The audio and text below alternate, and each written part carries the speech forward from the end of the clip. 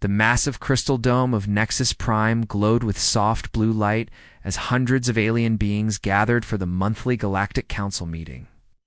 Ambassador Tehine from the Dominion walked slowly to the center platform, his forearms carrying a small device that projected images into the air above the crowd. Friends and allies, Tehine spoke through his translator, which turned his clicking sounds into words everyone could understand. We have found something strange in the outer parts of our galaxy. There is a small blue planet where creatures have just learned to fly in space. The floating image showed grainy footage of metal rockets shooting fire as they climbed away from a world covered in green and blue. The beings watching made various sounds of amusement. Some laughed with musical tones, others buzzed like insects. And the robot-like creatures clicked in electronic patterns. Counselor Menesio from the technology Union stood up, her mechanical body gleaming under the dome's light. These humans still burn chemicals to leave their own planet. My children build better toys when they are young. They're thousands of years behind, even our oldest technology. A creature made of pure energy that belonged to the Spirit Collective glowed brighter with what seemed like laughter. They measure their progress in hundreds of years. We stopped needing physical bodies millions of years ago. How cute that they think metal tubes can take them to the stars. In the back rows, Dr. Junho from the Science Corps raised one of his tentacles nervously. He had been studying these humans for several cycles and wanted to share what he had learned.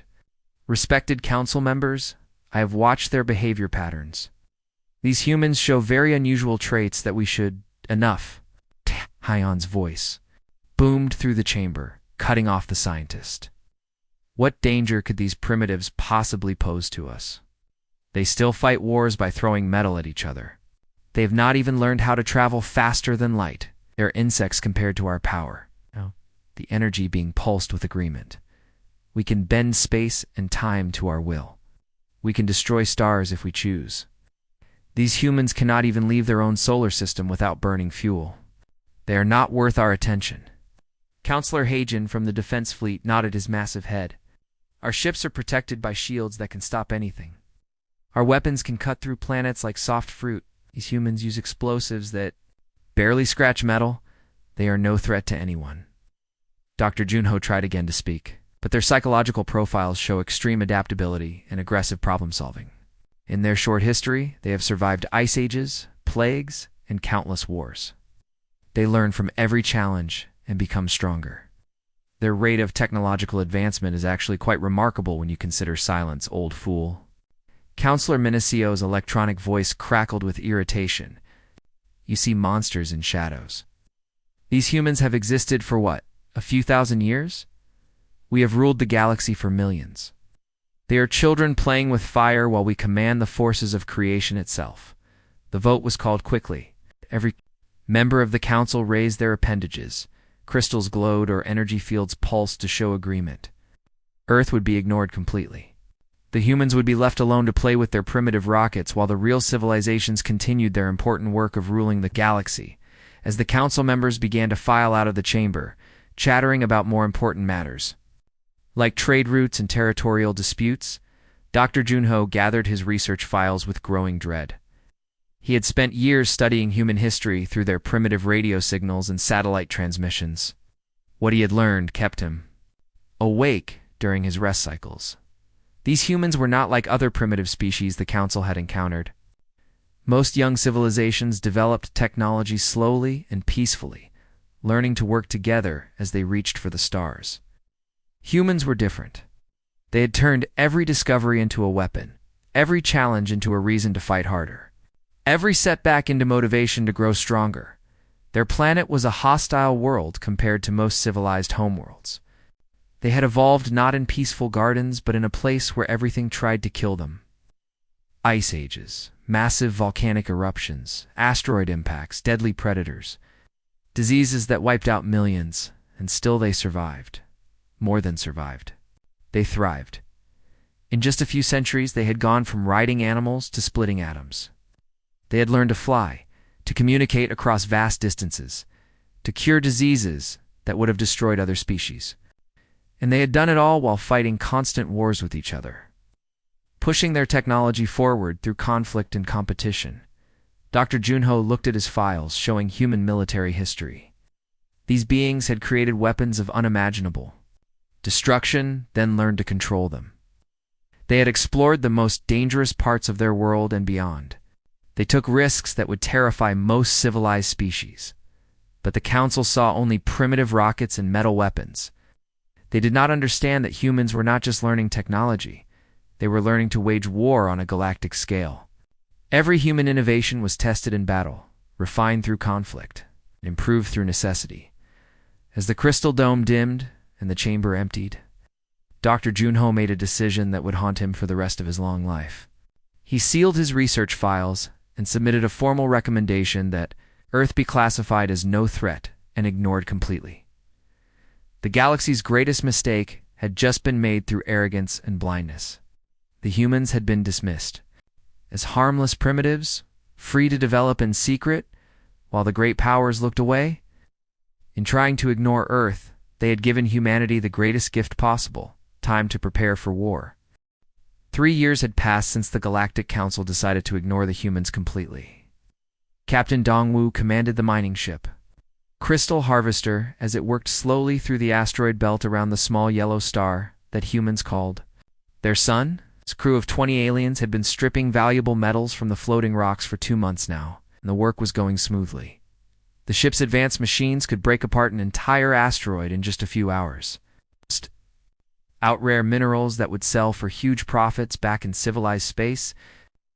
Captain Dongwu watched through the main window as his extractors tore another rock to pieces, the debris glowing as it was sorted and stored in the cargo holds. "Sir," called out Sensor Officer Dajin from her station, "I am picking up some strange readings on the edge of our scanning range."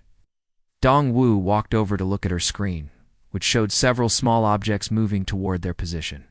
Probably just more asteroids. The gravity around this star makes rocks move in weird patterns sometimes.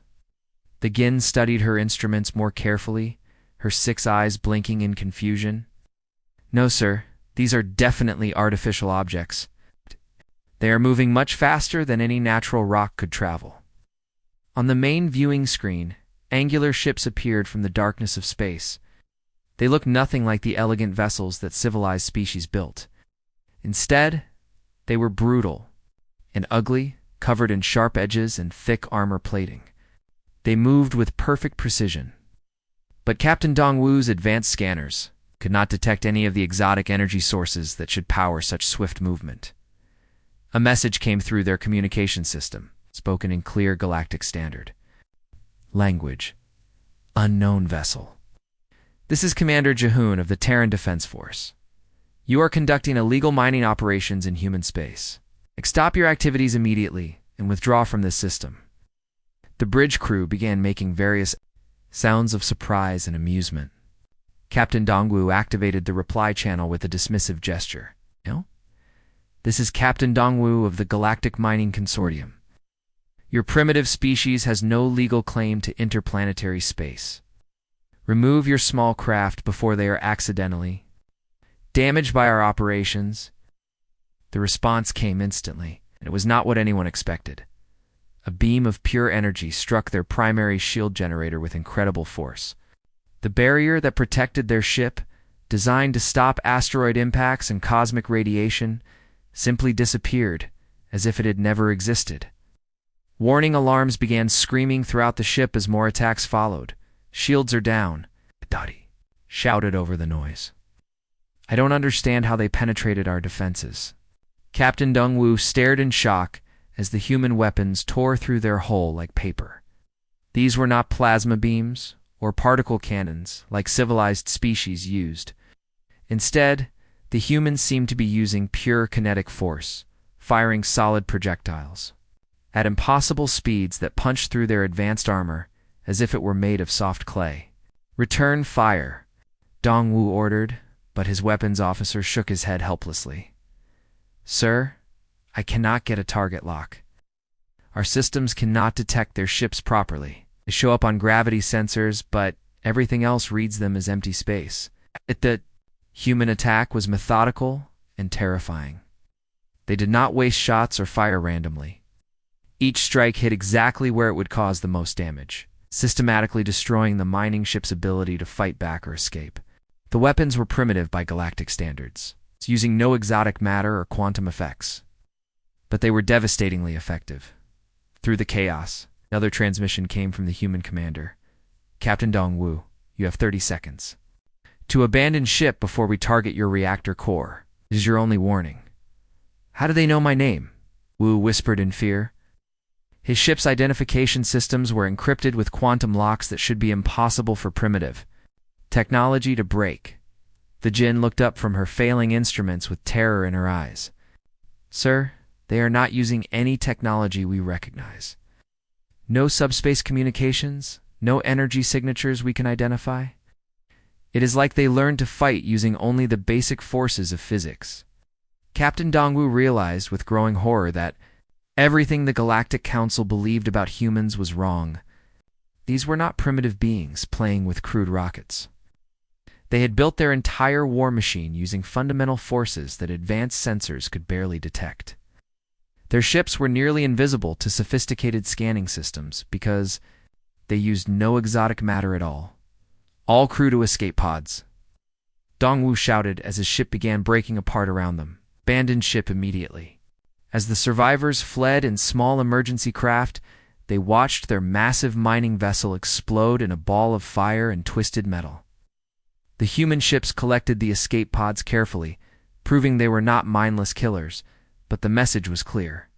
Earth's children had claimed this space as their own, and they had the power to enforce that claim. The last thing, Captain. Dongwu saw before his pod's emergency systems put him into stasis sleep was the human fleet disappearing back into the darkness between stars, becoming one with the void, as if they had never been there at all. When rescue ships finally arrived weeks later, they found only debris and the scattered escape pods. The survivors told stories that seemed impossible. Primitive humans using basic physics to defeat advanced galactic technology. But the evidence was undeniable. The age of galactic supremacy had ended not with a bang, but with the whisper of human ships moving through the dark. News of the mining ship's destruction reached the Dominion War Council 3 days later. Admiral Kungman sat in his command chair aboard the flagship Eternal Victory, studying the reports with growing anger. Around him, the bridge crew of his 12 warships prepared for what they all believed would be a simple punishment mission. These humans need to learn their place in the galaxy. Admiral Kungman announced to his fleet commanders through the communication system. We will show them what happens when primitives attack their superiors. Each of his ships was a masterpiece of galactic engineering. The smallest destroyer could level a city with one shot, while his flagship carried weapons capable of cracking a planet's crust. Their shields had never failed in 1,000 battles across the galaxy. Their sensors could detect a single ship from light years away. Commander Sujin, his tactical officer, brought up the fleet status on the main screen. All ships report ready for combat, Admiral. Our intelligence says the humans have no ships. Larger than small fighters, this should be over quickly. The Dominion fleet entered hyperspace with confidence. Traveling faster than light toward the small yellow star where these upstart humans lived, they planned to destroy a few human ships as an example, then return home to report another successful mission against primitive rebels. They never reached Earth. Somewhere in the vast emptiness between stars, far from any planet or space station, the Dominion fleet dropped out of hyperspace for routine maintenance checks. Space around them seemed completely empty. No stars close enough to provide light. No planets, no asteroids. Nothing but the cold darkness that stretched between solar systems. Sensor sweep complete, reported Scanner Officer Minho. No contacts. Within 50 light-years, all clear for maintenance operations. Admiral Kungman nodded and was about to give the order to resume course when his communications officer looked up with confusion. Ah! Sir, I am receiving a transmission on emergency. Frequencies? From where? The Admiral asked. There is nothing out here. Before anyone could answer, the human ships appeared. They emerged from the darkness like nightmares made real, sleek. Predators that seemed to absorb light instead of reflecting it. There were dozens of them surrounding the Dominion fleet. In perfect formation, They had been there all along, invisible to the most advanced sensors in the galaxy, waiting in the void like patient hunters. "How is this possible?" Commander Sujin whispered, staring at her instruments. "My sensors show empty space, but I can see them with my own eyes." The human ships carried no energy signatures that their equipment could detect. No quantum radiation, no exotic matter emissions, no subspace distortions that should accompany any advanced vessel. To the Dominion's sophisticated scanning systems, they might as well have been rocks floating in space. Admiral Kyungmin activated his fleet's communication array. "Human vessels. This is Admiral Kyungmin of the Dominion War Fleet. You are badly outnumbered and outgunned. Surrender now, and you will be treated according to galactic law." The response came not in words, but in action. The human attack began. Without warning, without demands, without any of the formal declarations that civilized species used before battle, lines of pure kinetic force lanced out from their ships, not energy beams or plasma bolts, but solid projectiles moving at speeds that bent space around them. The Dominion's shields, designed to stop any known weapon, simply ceased to exist. Where the human rounds struck, the barriers that had protected them against particle cannons and antimatter torpedoes offered no resistance to chunks of metal moving at relativistic speeds. "Shields down on ships 3 and 7. Sujin shouted over the alarms. "Hull breaches on the Star Crusher. How are they penetrating our defenses?" Admiral Kyungmin watched in horror as his mighty fleet was torn apart by weapons that should not have been able to harm them.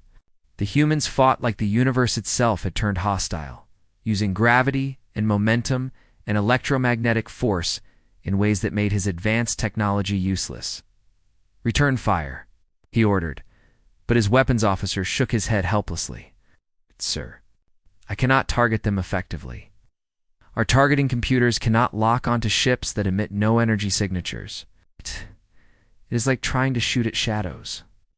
The human vessels moved through space with impossible grace, appearing and disappearing from one moment to the next. They used no faster-than-light drives that sensors could detect, yet they seemed to be everywhere at once. Striking from angles that should have been impossible, one by one, the Dominion ships fell silent. The iron hammer exploded when human projectiles found its reactor core. The galaxy's pride simply stopped responding to communications after its bridge was destroyed by a perfectly placed shot. The smaller destroyers lasted only minutes against the coordinated assault. Admiral Kyungmin's final transmission, broadcast on emergency frequencies as his flagship broke apart around him, spoke of an enemy that fought like darkness itself. "Command, this is Admiral Kyungmin, the humans, ... They are not what we thought. They have turned the void between stars into their weapon. They fight like ... like the universe is their ally. Do not send more ships. Do not underestimate them again. They're not primitives. They are something else entirely." The transmission cut off as the eternal victory exploded in a brief flare of light that was quickly swallowed by the endless dark. When rescue ships arrived weeks later, they found only debris scattered across light years of empty space and no trace of the human fleet that had caused such destruction. The survivors' reports would be dismissed as impossible by the Galactic Council. But the evidence was undeniable. Somewhere in the dark between stars, humanity had learned to make the void itself their ally. The emergency meeting of the Galactic Council took place in complete chaos. Representatives from across known space spoke over each other in dozens of languages as panic spread through the crystal dome of Nexus Prime. Ambassador Yun Su from the Trade Federation stood at his podium, his hands shaking as he read from a long list of reports. 17 more colonies have gone silent in the Outer Rim, he announced, his voice cracking with fear. The mining station at Kepler 442 stopped responding yesterday. The research facility at Wolf 359 sent only a brief distress signal before all communication ended. Counselor Haijin from the Defense Corps activated the main display, showing a three-dimensional map of the galaxy. Red dots marked the locations where contact had been lost with various installations. The pattern was terrifying. Human ships were appearing everywhere, striking with surgical precision, then vanishing before help could arrive. "This is impossible," the declared Counselor Wu Jin from the Technology Union, his cybernetic voice filled with disbelief. Our intelligence networks show no large human fleet movements. Our deep space sensors detect nothing. Are they coordinating attacks across such vast distances? The energy being from the Spirit Collective pulsed with agitated colors. They possess no subspace communication technology, no quantum entanglement arrays, no faster-than-light messaging systems. Yet they strike multiple targets simultaneously across hundreds of light years. In the back of the chamber, Dr. Junho stepped forward with grim satisfaction on his weathered face. He had tried to warn them years ago, but they had refused to listen. Now his predictions were coming true in the worst possible way. Not use our technology at all, he explained to the terrified assembly. They have built their entire war machine using only fundamental forces: gravity, electromagnetism, strong nuclear force. Our sensors are designed to detect exotic matter and quantum signatures. To our instruments, human ships are invisible. The silence that followed was deafening. Every being in the chamber understood the implications, their greatest advantage. Superior technology had become their greatest weakness. The humans fought with weapons that their sophisticated defenses could not even recognize as threats. But how do they move so quickly? Asked Ambassador Jinwoo from the merchant guild. Our fastest ships use quantum tunneling to cross space instantly. Without that technology, it should take them years to travel between stars. Dr. Junho activated his personal display, showing simplified diagrams of human ship designs based on debris analysis. They do not travel faster than light, do not need to. They launch their attacks decades in advance, sending ships through normal space on ballistic trajectories. By the time we detect them, they have been in position for years. The horror of this revelation struck the Council like a physical blow. While they had been ignoring Earth, dismissing humans as primitive and harmless, those same humans had been planning and positioning forces throughout the galaxy. Ships had been drifting through the void for decades, invisible to all sensors, waiting for the signal to attack. Counselor Haijin brought up tactical reports from the few survivors of human attacks. Their weapons ignore our shields completely. Energy barriers, magnetic fields, even exotic matter containment systems. Nothing stops their projectiles. They use pure kinetic force, accelerating metal to speeds that our defenses were never designed to handle. What about our fleets? Demanded Admiral Taemin from the War Council. Surely our battleships can defeat these primitive weapons. Dr. Junho shook his head sadly. Admiral Kyung-min tried that approach. His entire fleet was destroyed without inflicting any casualties on the humans. They fight like space itself has turned against us. They use asteroid fields for cover. They redirect our own weapons against us. They turn our advanced technology into weaknesses. The reports kept coming in as they spoke. Supply convoys attacked and destroyed. Communication relays going dark. Military bases abandoned after their defenders simply disappeared. The humans were not conquering territory. They were dismantling the galaxy's infrastructure piece by piece. They are targeting our logistics, realized Counselor Su Ben from the Economic Council. Power stations, fuel depots, manufacturing centers. They are cutting the arteries that keep our civilization alive. Ambassador Yunsu nodded grimly. Every time we try to respond, we find that our supply lines have been severed. Ships cannot refuel. Weapons cannot be manufactured. Communication. Networks fail just when we need them most. The humans were fighting a different kind of war entirely. While the great powers of the galaxy built massive fleets and superweapons, Earth's children had learned to wage war like a virus spreading through the galaxy's nervous system. They attacked infrastructure, not armies. They targeted the systems that kept civilization running, not the symbols of power. What do? Whispered Counselor Wu Jin, his electronic voice barely audible. How do we fight an enemy we cannot see until they choose to reveal themselves? Dr. Junho looked around the chamber at the most powerful beings in the galaxy, now reduced to frightened children, afraid of the dark. We should have listened to the warnings years ago. We should have treated them as equals instead of primitives. We should have offered friendship instead of dismissal. But what do we do now? Pressed Admiral Tae-Min. The old scientist answered, chilled them all. We pray that they are more merciful than we were wise. Outside the crystal dome, the stars continued to shine, but now each point of light might hide a human ship waiting in. The darkness, patient and invisible, ready to strike when the moment was right. The human fleet appeared above Nexus Prime like a nightmare made real. Hundreds of dark ships hung in perfect formation around the crystal world, their hulls so black they seemed to drink in the light of the system's star. They had materialized. Without warning, without any sensor detecting their approach, as if the void itself had given birth to an armada of death, on the surface of Nexus Prime. The Galactic Council emergency session was in complete panic. Representatives fled from the Crystal Dome as reports flooded in from orbital defense stations.